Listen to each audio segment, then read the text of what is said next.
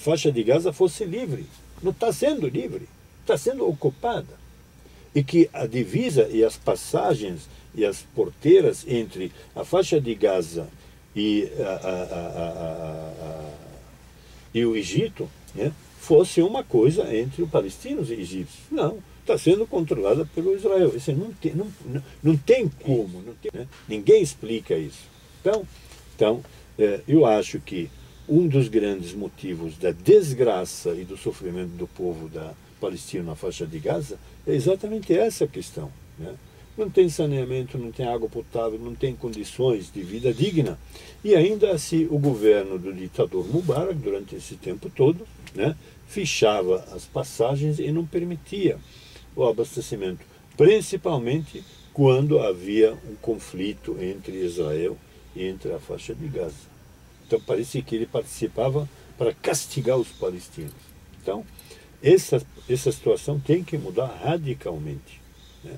Tem que mudar radicalmente. Israel não tem mais o que fazer na faixa de Gaza.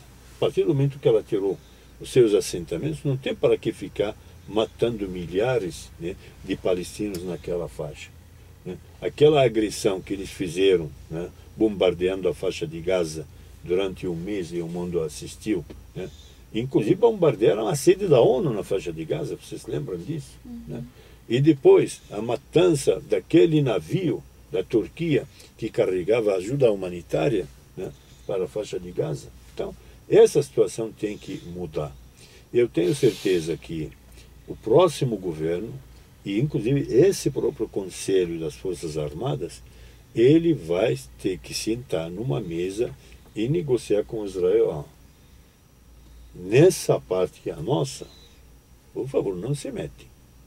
A nossa relação com a faixa de Gaza é uma entre nós e os palestinos. Tá? Eles têm que assumir essa posição. Né? Podem até dizer, olha, passamos para o Egito, né, a responsabilidade, né, da faixa de Gaza. Deixa os caras.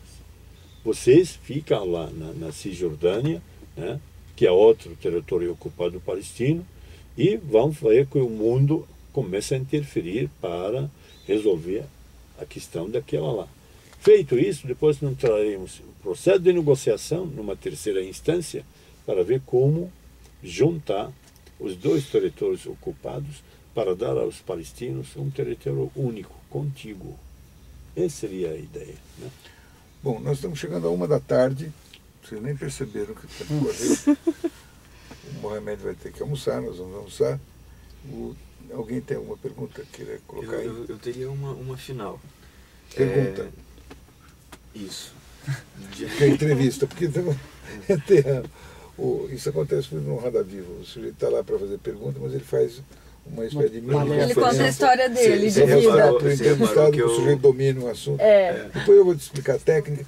O repórter tem que se fazer de desentendido. Ele deve ser menos inteligente do que é, aparentemente menos informado do que parece, porque o importante é arrancar a declaração. Ele é a notícia. Eu já vi tantas vezes o repórter assim, Panarém, papão, etc. Papão. Aí o cara desenvolve a tese, o que o senhor acha? Sim. Próximo. E o sujeito não publicará, ele não poderá publicar o seu comentário, porque só é jornalisticamente fato se isto foi dito pelo entrevistado. Aí o cara, enfeita o pavão, perfeitamente, muito bom isso. E agora? Daí o cara ficou na mão. Não, sim, eu reparo isso também mesmo, porque quando a gente faz palestra, nós fazemos bastante lá na Matilha, o cara pede uma pergunta e na verdade ele faz uma exposição. Então por isso que a gente chama aqui de entrevista coletiva.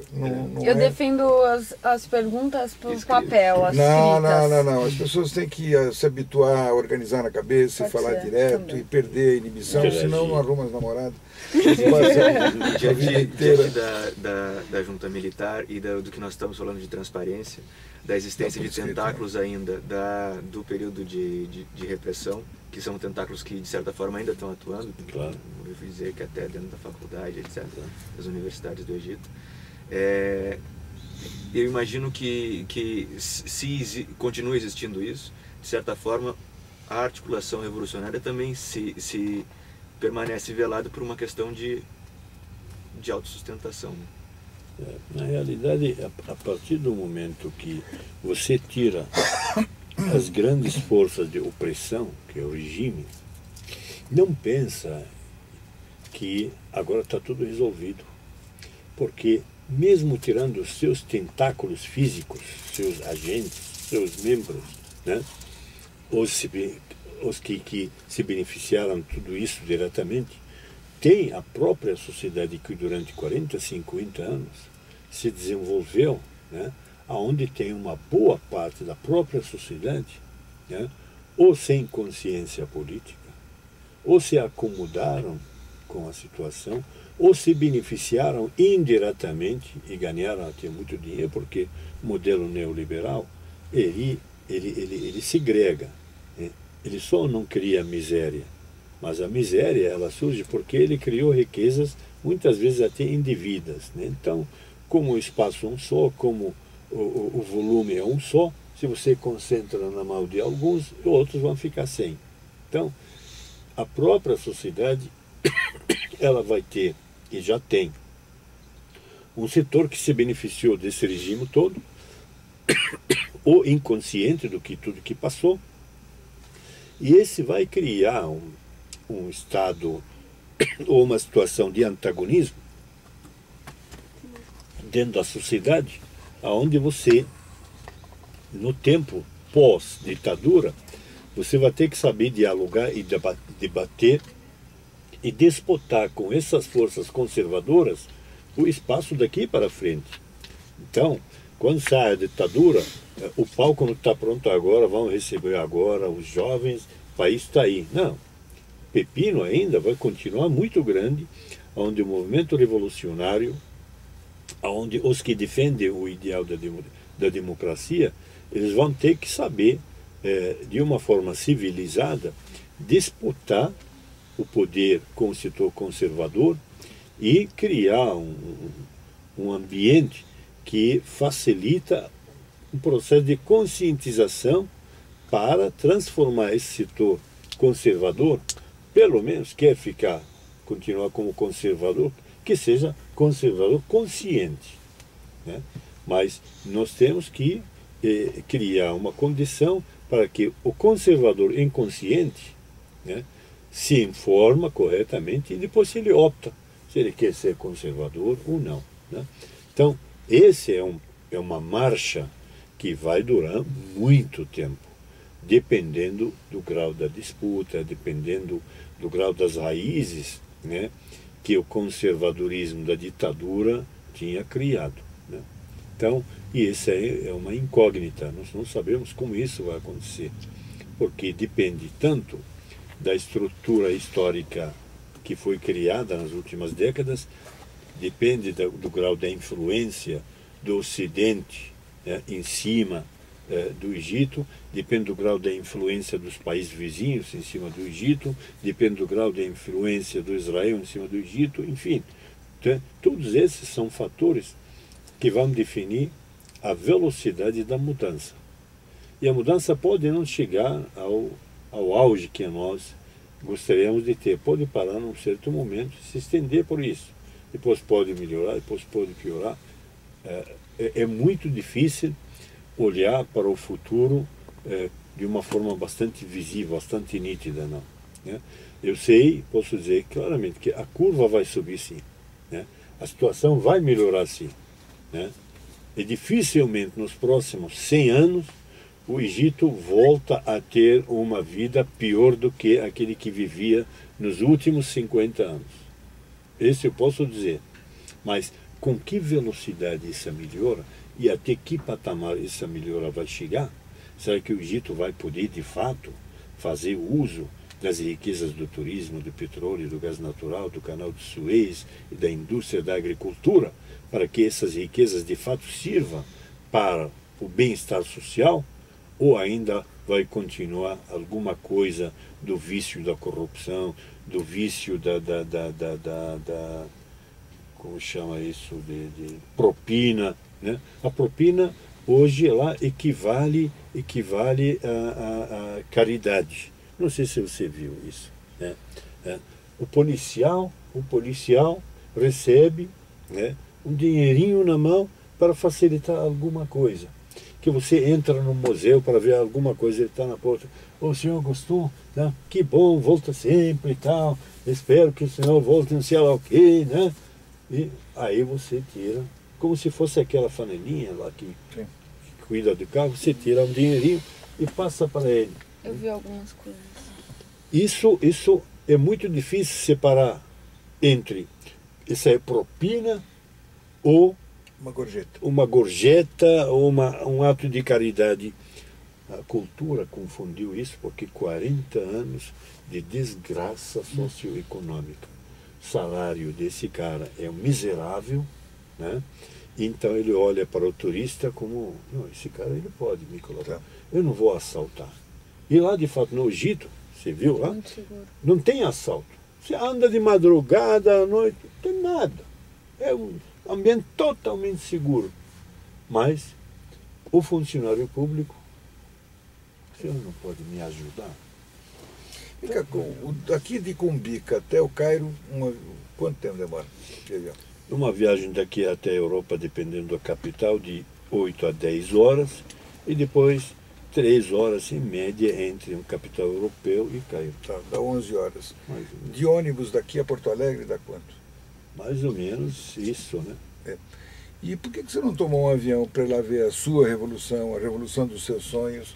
Ou você quis ficar que nem a sua namorada, não chegar perto para não se desiludir? Não, é porque ainda eu não me sinto seguro, né? Porque o regime lá não gostava de mim, né? Então, quando eu chegava lá, ele me deixava assim numa sala de espera por muito tempo no aeroporto, aquelas coisas assim. Não me oferecia chá, nem água, nada. Mas você não está lá, os seus amigos hoje não fazem parte exatamente desse movimento que está transformando? Mas o movimento ainda não está no poder. O movimento ainda não está no poder. O movimento ainda não chegou ao poder. Quem está no poder hoje é o Conselho Superior das Forças Armadas. Mas a sua presença não contribuiria, como foi o Baradei? A presença do Baradei ajudou a derrotar o Mubarak? Não posso dizer isso, que ajudou. Não, ela coincidiu só. Mas sim, mas o fato dele estar lá, etc., criar um ambiente, a imprensa teve que, não poderiam assumir com ele. Para alguns grupos do movimento. Quando é que você vai poder voltar para o Egito?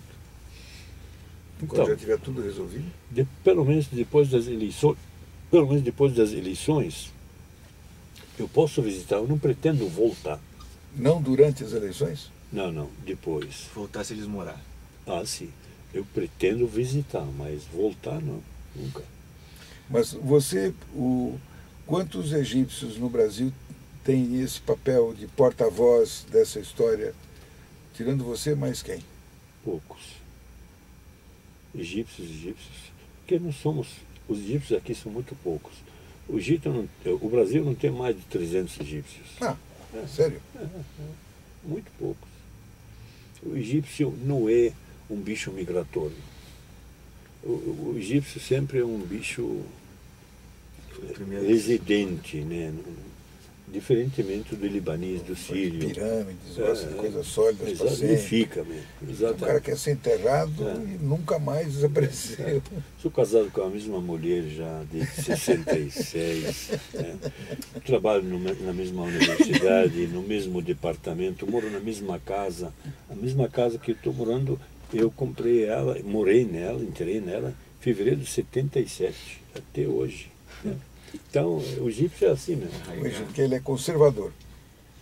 Eu não sei se é conservador ou acomodado, né? Não, mas uma revolução como essa não foi feita por gente acomodada. Exatamente. Mas eu pretendo visitar o Egito depois das eleições. Eu tenho uma certa dor no coração, né? As últimas vezes que eu visitei o Egito, passei mal olhando para o que se passava, como eles me tratavam, né? Então é uma missão muito complicada. Então, quando uma vez alguém perguntou para mim por que você não quer voltar para o Egito? Falei, não, eu vou ficar no Brasil, vou viver no Brasil, né? Mas lá é a sua pátria. Eu disse, é verdade, mas embora raro, mas acontece. Uma madrasta tornar-se muito mais carinhosa do que a própria mãe. Né? Então, em nome dos brasileiros, queremos agradecer. Obrigado. Que você é um filho adotivo. Obrigado. Pródigo. Em geral, o filho é adotado pela mãe, né? É verdade. Mas você que adotou a mãe. Não, foi adotado também. Eu só queria saber, o senhor acabou não comentando por que o senhor veio para cá. Que era a sua primeira pergunta, lembra? O que aconteceu depois da... Nem contou por que veio e também não contou por que não deixou entrar. Ele é até misterioso. Mas ele vai contar isso 4 anos depois. Se Deus quiser. Por escrito num poema que ficará numa gaveta. Nós vamos voltar aqui depois das eleições. Setembro vai ter eleições para o Legislativo. E acredito que em outubro, ou no máximo novembro, vai ter as eleições para presidente. Eu peço que me convidam, né, depois de cada processo eleitoral disso, para vir aqui sentar nessa mesma cadeira para conversar sobre o Egito e as perspectivas à luz das eleições. Final de setembro ou começo de setembro? Então, no mês de setembro deste ano vai ter as eleições para o Legislativo, para o Parlamento, para os dois níveis que equivalem aqui a Câmara dos Deputados e o Senado. Lá tem outros nomes, né? Mas isso vai acontecer em setembro, né? E nós vamos ver um mapa das forças... E esse legislativo é que elabora a Constituição? Exatamente. Eles criaram, a partir do plebiscito, que aqui você usou um outro nome que não plebiscito. É o referendo, isso. Né? Então, esse plebiscito estabeleceu alguns princípios básicos, mas não é a Constituição definitiva. A Constituição definitiva vai ficar a cargo dos novos parlamentares que serão eleitos em setembro. Esses serão os constituintes verdadeiros. E eles terão tempo? Terão 4 anos. Para elaborar a Constituição? Ah, sim. 4 anos? 4 anos. Não, o mandato deles é de 4 anos. Entendi. Né? Exatamente. E eles vão trabalhar a partir desse que foi aprovado no plebiscito, porque a Constituição antiga foi revogada, na realidade, pelo Conselho Superior das Forças Armadas. Então, vai ter a eleição do Legislativo, a construção definitiva da nova Constituição a partir de um outro plebiscito, ou seja, não é o Congresso que vai votar, não. Né? Mas o Congresso apresenta a proposta. Uma proposta e ela que vai... E vai ser apreciada pela própria sociedade a partir de um plebiscito. Ao mesmo tempo, um mês depois, ou 2, mas esse ano mesmo tem que acontecer, a eleição para o Executivo. Subentendo o Executivo numa primeira instância, é o Presidente da República. Mas logo em seguida, né, ou até, eu, por exemplo, quando foi perguntado, disse, não, é um momento para fazer as eleições de executivo simultaneamente, presidente e governadores. Aí com isso você já entrega o país desde o início nas mãos de pessoas escolhidas diretamente pela sociedade, sem interferência de ninguém. Né? Seria um processo menos sujeito a influências. Né? E a partir daí então, o próximo governante terá 4 anos para criar todos os instrumentos necessários para criar uma democracia egípcia. Ou seja, o primeiro mandato do governo, ele não vai democratizar coisa nenhuma, mas ele vai ter que criar os instrumentos da democracia. Quer dizer, você está dizendo que vai se dar no Egito alguma coisa semelhante com o processo de transição brasileira da ditadura para a democracia? Exatamente nesse sentido. Né? E vai ser, acredito eu, né? Vai ser um processo civilizado, calmo, tranquilo, né? E que tudo vai depender da sensibilidade do Conselho Superior das Forças Armadas hoje. Por quê? Porque existe uma realidade no Egito hoje, né? Que se manifestou desde 25 de janeiro. 40% no mínimo da população ela depende do dia a dia para comer, para sobreviver. e que esse pessoal tem que ser pensado ontem. Senão, esses que vão fazer a revolução, uma outra revolução, por outros motivos, e seria um retrocesso, né, de um processo que o país precisa construir de uma forma controlada e disciplinada. Então, existe essa panela de pressão. Então, cabe ao Conselho Superior das Forças Armadas a trabalhar para, através de medidas emergenciais, abastecer a barriga desses 40%. E o Brasil tem exportado para lá carne, frango, soja? Muito, tudo. Agora? Agora e antes. Mas agora depois do 25 de janeiro? Continua. Um esforço especial? Continua. Não, tem mais. Todos os navios brasileiros de produtos, principalmente alimentos, que estavam no mar para pousar nos portos da Líbia, devido à situação, então foram para o porto de Alexandria. E o Egito comprou esse material todo. Então é uma situação relativamente confortável numa situação de crise bastante profunda. Exatamente. Enquanto vocês arrematam aqui, conversa, tem uma lembrança que nós ficou lá. Lembrança para o Mohamed. Professor, eu queria te perguntar, o senhor comentou de 2 candidatos oficializados já. Um deles o Baradei e o outro Amr Moussa. Eu queria te perguntar especificamente sobre essa pessoa. Como presidente da Liga Árabe, eu ouvi do próprio Majid que ele recusou um convite para integrar os movimentos ou que fosse um apoio, e ele sempre se posicionou favorável ao regime de Mubarak. Ele fez 10 anos de ministro do Mubarak. Do Mubarak, inclusive. Tem. E uma possível eleição do Moussa podia causar uma situação de total instabilidade, novo protesto.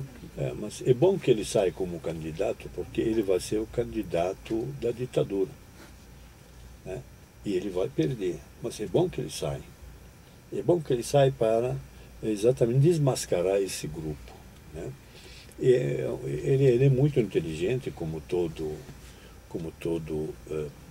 profissional ligado a ditaduras, né? Ele não trabalha com gente burra, não. Ele trabalha com gente inteligente. Ele é muito inteligente, né? Mas ele não tem mais como enganar a sociedade egípcia. Então, ele se autolançou, mas também ele era sendo lançado pelo conservadorismo e pelos tentáculos da ditadura que ainda existem. Ele não ganha a eleição. Ele não ganha do Baradei. Mas o senhor não acha que ele, pessoalmente, tem essa noção perfeita, que está muito difícil para ele? Não. Todo ditador é cego. Todo ditador é cego. E, portanto, todo agente de ditador é cego, né? E por isso os ditadores sempre têm esse final ruim, bastante triste pela cegueira, né? Então, o Gaddafi é outro cego, né? E por isso eles continuam acreditando até o último momento que eles são os máximos, né? Então, ele não tem noção, não. E o poder que ele está exercendo e o diálogo que ele está tendo, inclusive com o Ocidente, ele acha que esse significa uma força que ele tem. Ele gostaria de ser o candidato, né, apoiado pelos Estados Unidos. E cada vez que ele usa esse discurso, ele vai se queimar mais.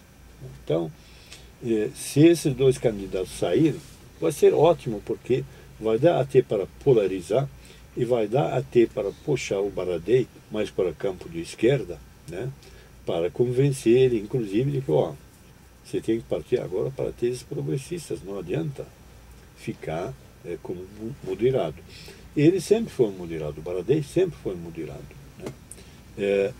Numa disputa com Amr Moussa, isso aí vai ajudar ele a se deslocar um pouco para o campo progressista. Ele ganha com facilidade. E tem algum nome que o senhor acha que pode correr por fora, de repente? Pode, vai sair outros nomes, com certeza. Diante disso, talvez um panorama, porque o que mais me é falho é o entendimento, dentre os movimentos revolucionários, se existe uma estrutura partidária ou uma maturidade para assumir uma estrutura partidária. É importante que, quando nós falamos do Egito, da Síria, do Líbano, esses 3 países em especial, e até da Jordânia, que é uma monarquia, quando nós falamos desses países que têm uma certa história política, lembrar o seguinte: a qualidade política não depende da estrutura que o Ocidente desenha como nomes de partidos, instituições. Não. Que tem uma cultura mais profunda do que essa estrutura organizacional política, né? Então, o Egito hoje já está formando de novo, né, os seus partidos. Então, a Fraternidade Muçulmana, por exemplo, já formou seu partido, né?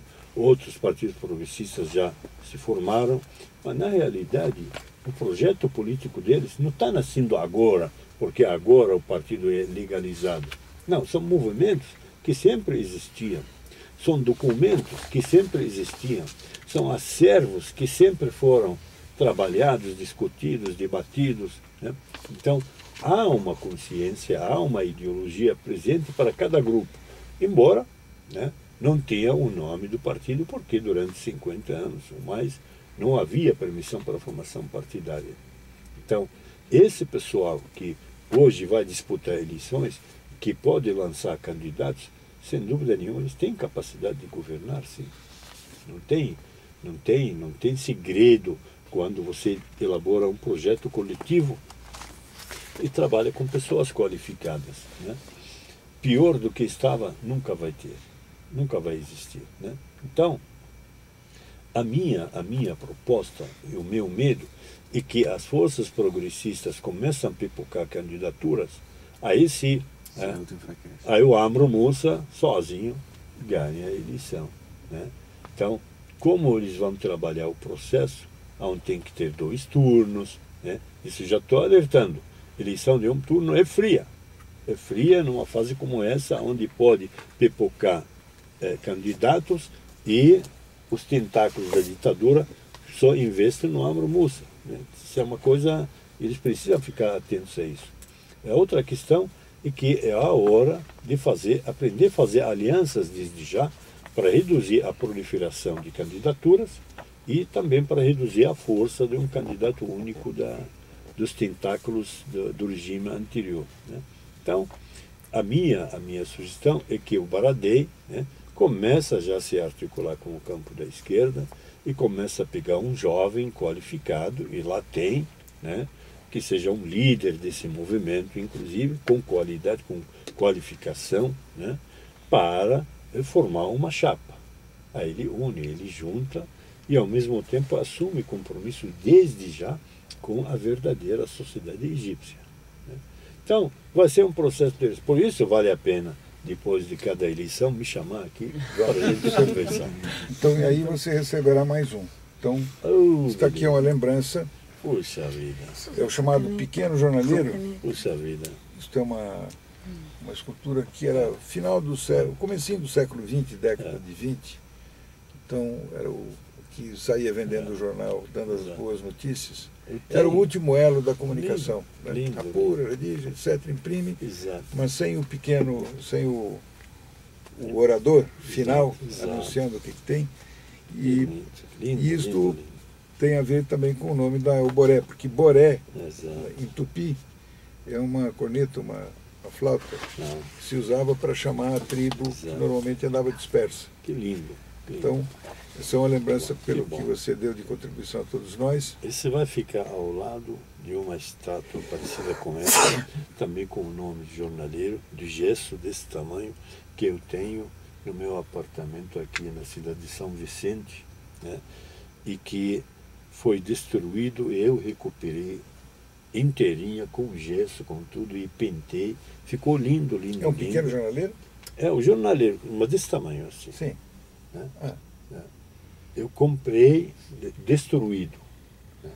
Eu vi, né, essa estátua em algum lugar e depois, comprando uma cadeira usada numa loja de usados na cidade de São Vicente para colocar no meu apartamento, aí eu vi lá a estátua quebrada.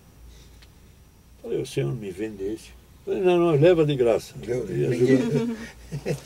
Reconstruí com gesso, pentei, está desse tamanho, mais ou menos, numa base de gesso também, numa coluna, exatamente com esse formato.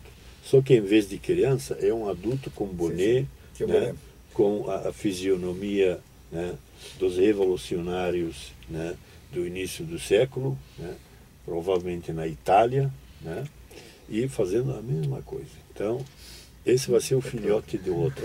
Vai ficar junto. Lindo, lindo, lindo. Obrigado. Olha lá, veja lá então aqui para os nossos. Olha aqui, ó. Lindo, lindo. Lindo, lindo, lindo. Realmente. É muito bonito. Então pronto, é o irmãozinho mais novo. É o filho. É o filho. A esperança, né? O renascimento, né? Exatamente de dar publicidade aos anseios do povo. A boa nova. Exatamente. Viva o povo egípcio. Viva todos nós, todos os povos, tá? E bastante cultura de paz para todos. Vamos lá fazer uma foto? Tem alguém que tem uma máquina dessas que bate foto? Tá pra gente... Você quer bate, mas a resolução dela é baixa.